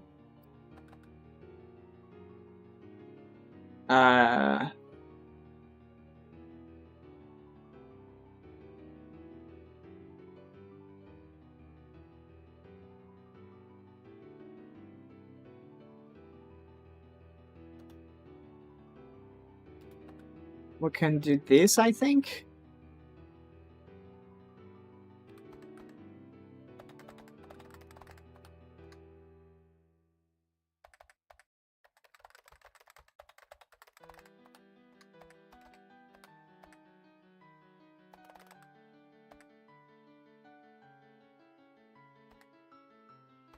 So what was the wait thing?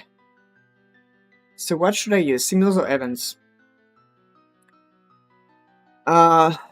If you use, you can use signals, but it's kind of similar anyway, right? You have to create this. But in my opinion, using C# events is better. The reason for this is because you can create static signals with C#, static events. This opens a very, very wide and interesting array of possibilities for passing data, basically. So signals have this limitation of not being staticable. So I didn't even try to use the this custom signals as C# events. I went right through using C# events directly.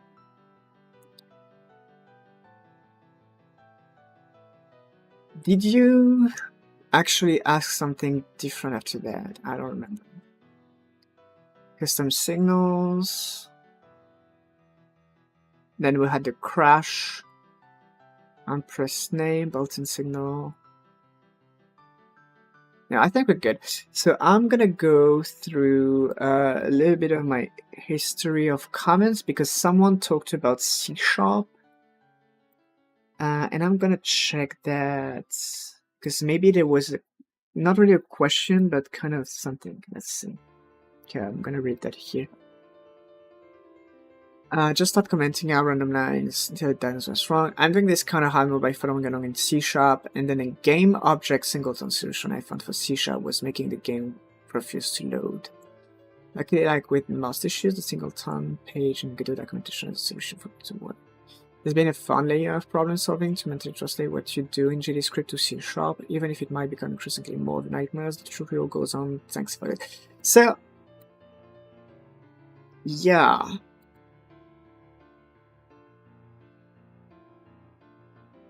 Is there any deep explanation on C# events with Godot? Actually, no. I just read the C# event page, and I've used it this way.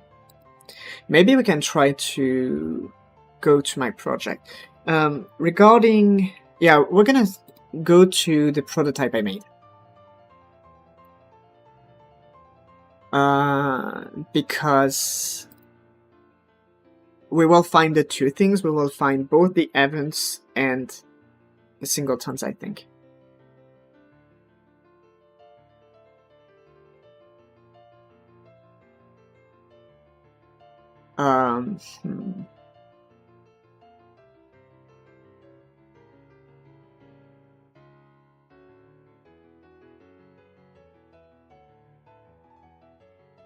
And there's something quite important to know also, because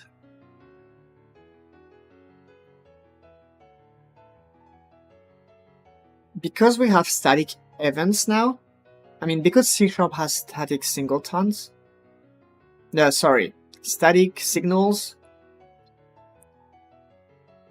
It technically overrides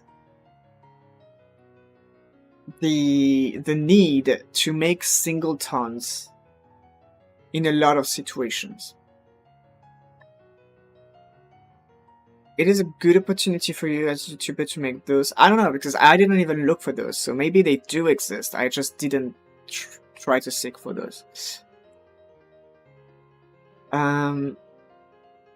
Yeah, the thing is that the number one reason why I make singletons in Godot or gdscript is to actually have static signals, because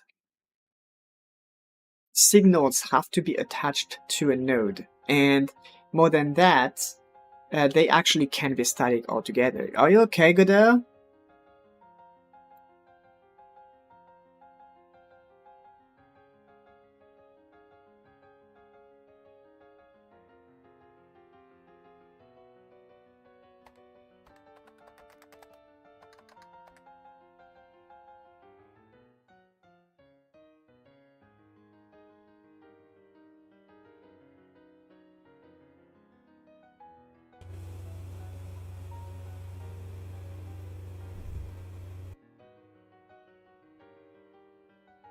You had global signals? Well, even that, I mean, you have to create an autoload, and the thing is that when you create an autoload to have all the signals, for example, I don't want to say it's messy, but I find it very annoying to have the class that does the logic of something, like, are you fine, camera?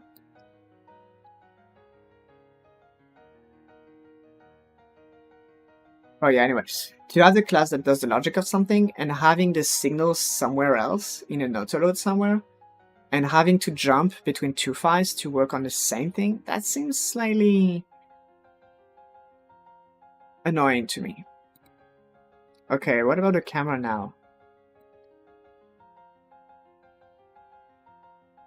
Can you come back, please?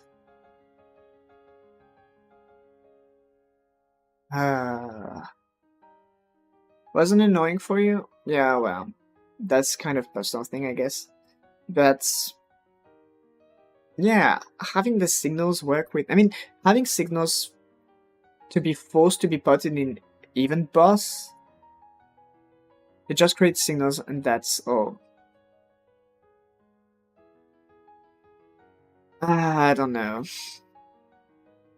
I just didn't like it. That's the thing. And because it becomes just a messy bunch of signals, but I understand that it is how it's meant to work, and yeah. Wait a second. Oh, there we go, finally. So it looks like Godot is straight up refusing to load this. Can we try again? Because technically it is from a previous version. Edit normally.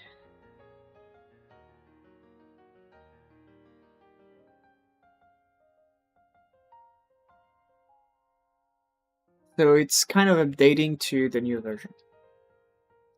You play Asu? Not really. I played Asu, I mean As, technically. I just downloaded for checking purposes with the Fruit game. But yeah, otherwise I haven't played this in years, like really years.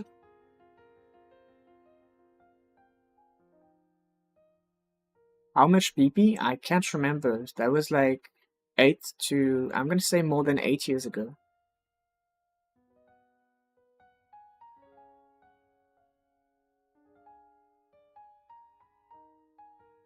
So let's look at the action, for example. What do we have in there? Ugh.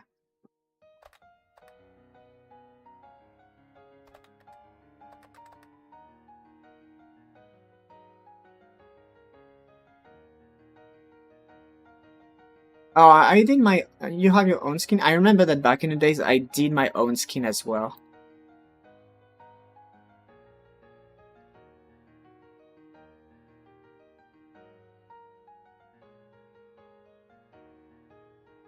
Yeah, so for example here you can see that I had a block of class just to make the static dictionary with the different actions being loaded in there. First thing. Then doesn't seem to actually have events in there. Game CS. Now we just activate the quests. Buildings. Okay, so here I just send the signal. Basic signal. Building purchased. Okay. Data progression. Game resource.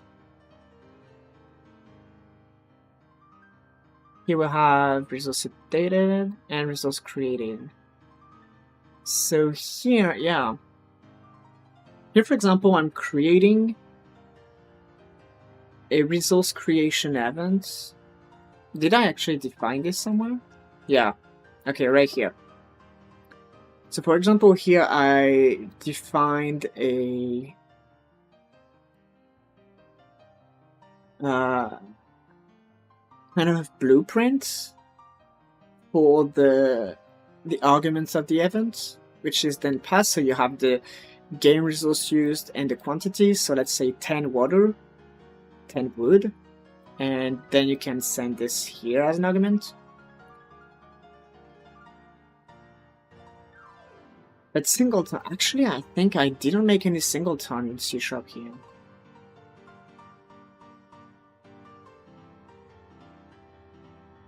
Huh.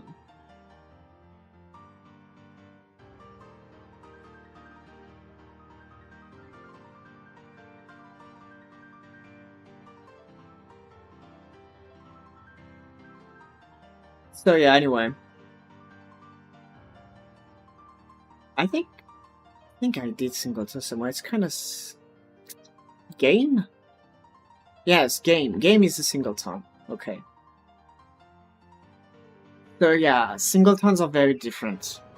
Because in Godot you can make those very quick ways to create a single reference. In here it has to be different. So a person from the comments with oh, that's Estelle. It's just about picking one of the patterns because there are like a lot and a lot and a lot of different versions of the pattern. So I picked this one, but yeah, could be anyone. Do you actually have other things to check with C#, F? Let's actually see the questions you had. So I think he went away. Oh, he's slaying the spy. If you have other questions, we can go through that right now. Or otherwise, I could be going actually if we're good. Vector up, yeah. Let's try this vector up thing.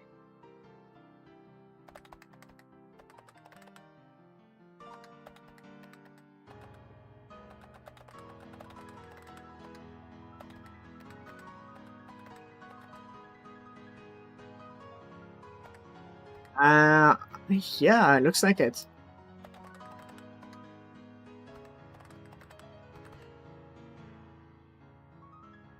You have this up, so probably...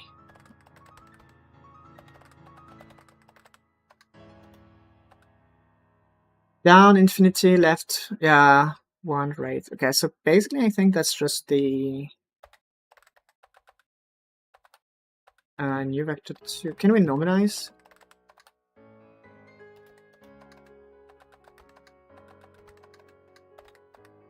Yes, good. So there we go, there's the question. So, yeah. Eventually I will make a kind of a series which is about doing all the things we usually do in Godot and how we make them in C#. But oh no, I don't want to say that. I will have to find the motivation to make videos again, because at the moment making videos is like, meh. So yeah. That's gonna be all we will be talking about for today's first discussion about Godot C#. Thank you for being the source of the questions, that was great, and our friend at the beginning who helped us a little bit as well. Oh, did I actually miss someone? And yeah, we will keep going the next time on working for the arguments system of Bloons Remastered. Yeah, so I will disappear, and I will see you guys the next time. So maybe tomorrow, actually. I don't know. We'll see about that. And here you can admire the great artwork as I'm going away.